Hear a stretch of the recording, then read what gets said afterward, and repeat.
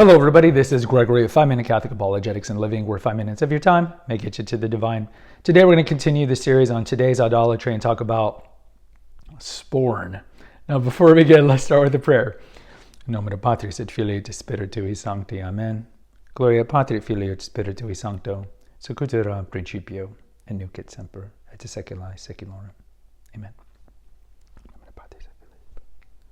In some ways I feel like we should have done the prayer of St. Michael, the archangel. So, idolatry. So again, obviously, we're not worshiping the golden calf or the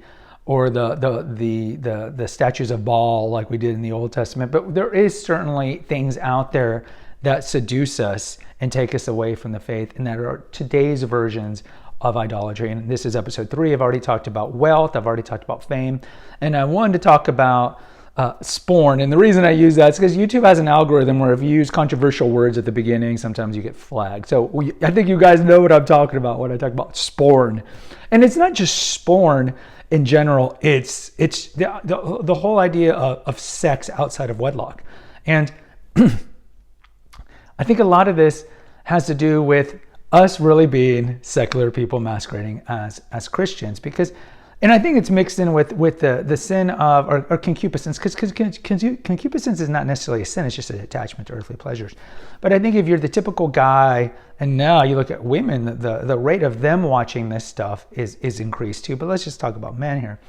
If you look at the rise of this stuff, it's phenomenal. Like Pornhub is the 4th most visited website in America, and you think you have the internet, which is, you think how impressive the lighthouse of, or the Library of Alexandria was in the ancient times. So they had collected all this information of the ancient world and they had it at one place. And now you think of the internet. So everything you want to know about botany, geography, history, film, just anything is, we're so lucky to have this.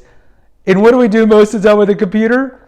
It's porn. It's social media, it's pop culture, it's movies, it's Reddit. It's just kind of stuff that is a waste of time. And I know not everybody does this, but the typical person is spending a lot of time on this leisurely stuff that's ultimately empty. And so you look at just a couple of these factors that have really affected this. I think with the rise of sporn is fathers not protecting their kids. And I also think fathers not explaining to them the theology of the body. And what do I mean by that? Like, the reason we have genitalia, if you look at the root of genitalia, genus means to produce, origin, to go forth. So you think of generate, generous, genesis. And so if you look at the reason that we have genitalia, it is for generating the species. And that should be in the confines of marriage, in the marital act. And I think since this is not communicated by parents, the typical Catholic, and you could say Christians here in general, it's not communicated by parents, they're certainly not going to get this message in Hollywood. I mean, Hollywood, anything, their morals, their t-shirt should be corrupting the youth of America since 1920, because we know Hollywood's morals are lack thereof. I mean, that's a paradox in itself. Is their what they purvey or offer is smut. Drug use, fornication, violence, gratuitous fill in the blank, and everything. So you look at the typical Christian kid growing up in America, they're getting no messages that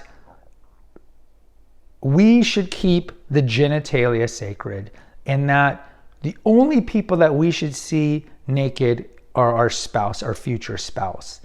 And anything else from that is a deviation from the way that God created us. And if you need more of a kind of a much better explanation of this than I am, I would highly recommend, of course, is to read John Paul II's Theology of the Body, because God is that such a gift to us. And you could start even before that with Humanae Vitae by Paul VI. I mean, God, was that a clarion call that predicted the future so well? And luckily, there are a lot of people out there that are teaching the theology of the body to Catholics, in bringing this back. And there are certainly pockets of Catholicism that understand this, and that there is something, that there's a beauty to the purity of chastity. Like, my body is a temple. And we always think, like, my body is a temple directed toward women, but it's also toward men. Right?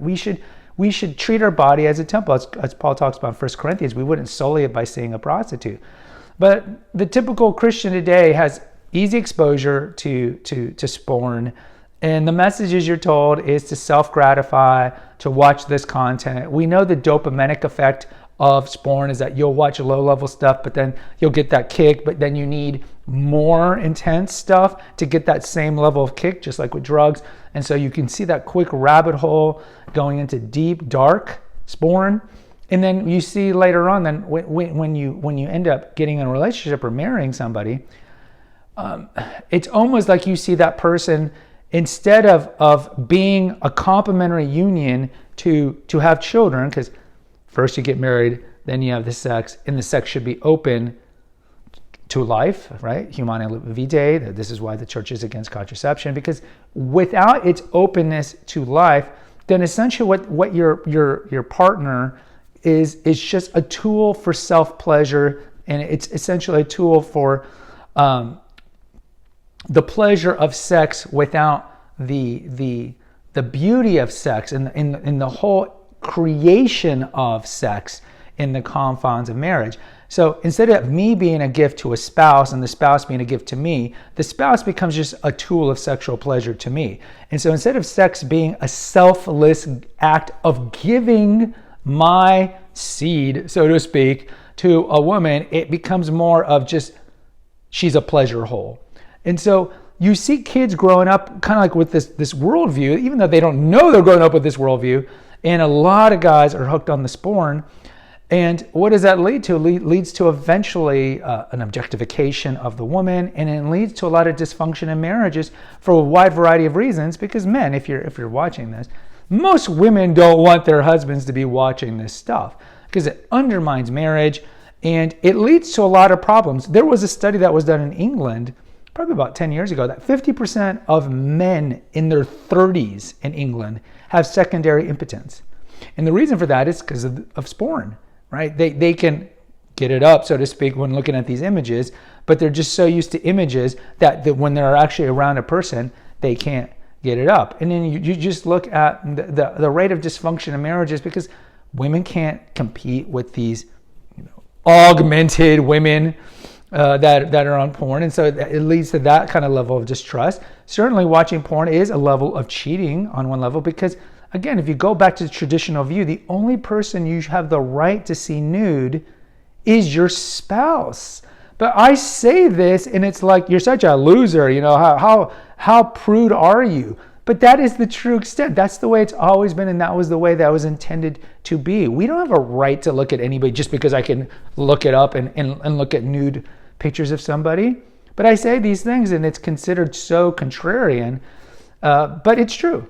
It's true. So look, I've been fortunate in that I have not seen any pornographic images since my college years, and that was 30 years ago. So I'm very fortunate not to have the addiction of this kind of stuff.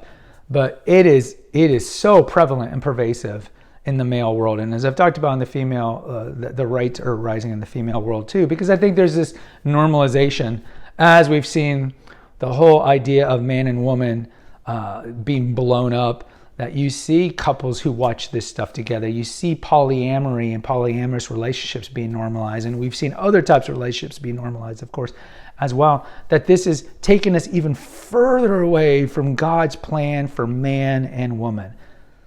And the plan for man and woman is marriage was not meant, and we have an episode here, how romanticism destroyed marriage.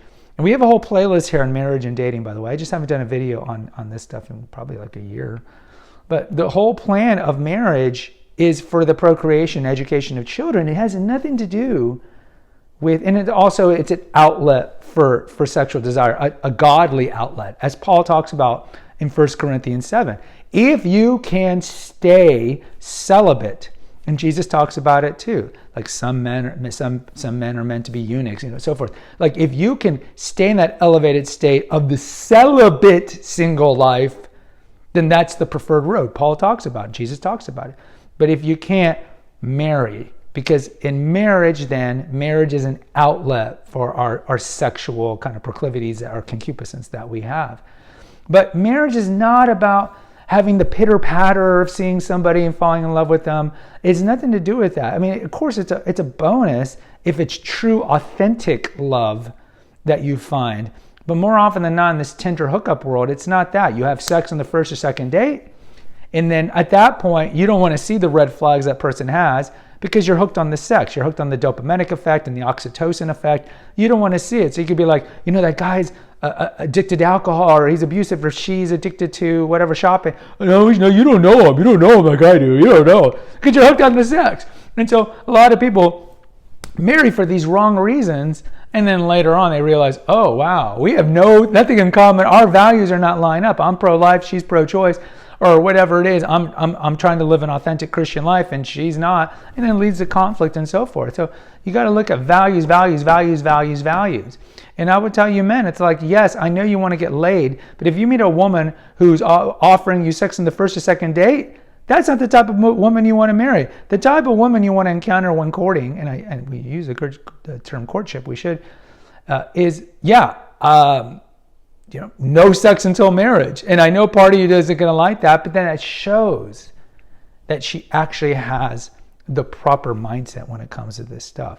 So in closing, today's idolatry when it comes to sex and porn is, yes, I would say much more male-centric, but it is a problem today with the overall salaciousness of this world, the overall sex-centricness of this world, that it's a humongous problem. It's undermining marriage. It's increasing divorce. It's increasing adultery. And this is not the way God intended it.